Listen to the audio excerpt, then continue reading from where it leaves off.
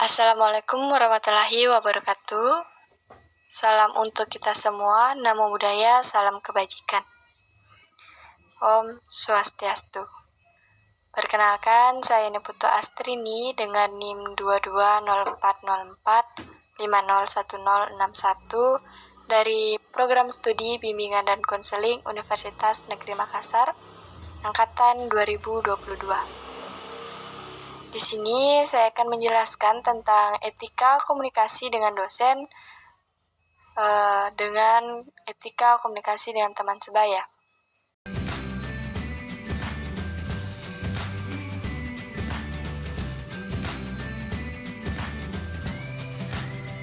Sebelum masuk pada contoh etika komunikasi dengan dosen dan teman sebaya, terlebih dahulu kita harus mengetahui apa itu etika.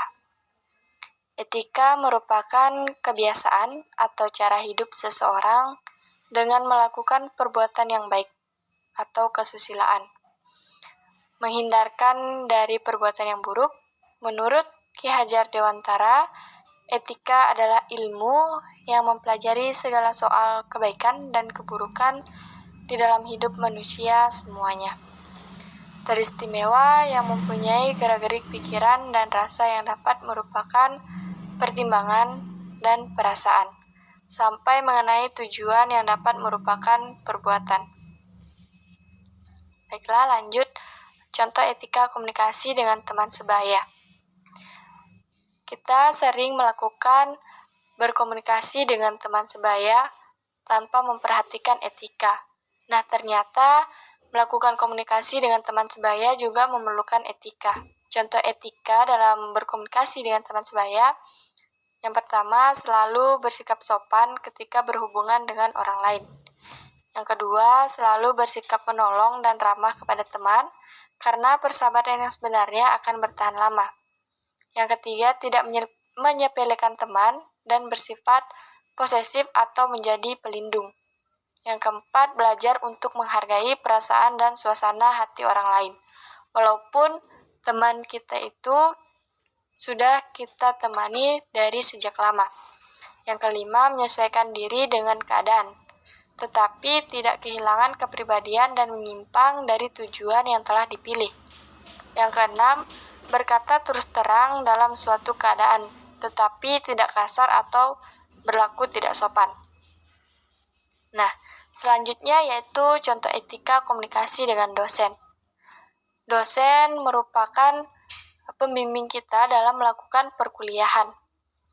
Etika yang perlu kita terapkan dengan dosen sangat penting sebagai aturan dalam atau bertata krama dalam melakukan perkuliahan. Contoh etika dalam berkomunikasi dengan dosen. Yang pertama, perhatikan waktu untuk mengirim pesan. Sebaiknya kita menghindari pesan yang kita kirim pada saat jam istirahat, beribadah, atau hari libur. Yang kedua, hindari mengirim pesan dokumen atau akademik melalui WA, dan sebaiknya gunakan aplikasi email. Yang ketiga, untuk mengawali pesan yang baik, sebaiknya kita menggunakan salam dan perkenalan diri. Selalu diawali dengan pesan salam dan sapaan dengan menyebutkan pihak yang dituju. Dilanjutkan dengan perkenalan diri secara singkat. Sebutkan nama, NIM, dan angkatan. Yang keempat, sampaikan maksud dan tujuan dengan memperhatikan bahasa yang formal. Maksud dan tujuan yang disampaikan secara singkat, formal, dan jelas. Hindari penyebutan aku dan menyingkat kata. Alangkah lebih sopan lagi, sebut nama sebagai pengganti aku. Perhatikan penggunaan tanda baca, huruf kapital, penulisan nama yang dituju, dan pastikan tidak ada kesalahan dalam penulisan, karena itu akan bersifat tidak sopan atau sikap sopan kita yang terapkan kepada dosen. Selanjutnya, hindari akhiri pesan dengan singkat dan ucapan terima kasih serta salam. Yang ketujuh, baca kembali pesan yang sebelum Anda kirim. Pastikan bahwa pesan yang Anda kirim benar dan ditujukan untuk dosen. Berikan waktu kepada para dosen untuk menjawab. Jangan men-spam dosen untuk menjawab cepat dalam pertanyaan Anda. Baiklah, itulah penjelasan yang dapat saya berikan. Terima kasih sudah menyimak penjelasan berikut ini. Semoga apa yang Anda dengarkan dapat bermanfaat untuk kita semua. Saya akhiri dengan ucapan wassalamualaikum warahmatullahi wabarakatuh. Namo Buddhaya, salam kebajikan. Om Santi, Santi, Santi, Om.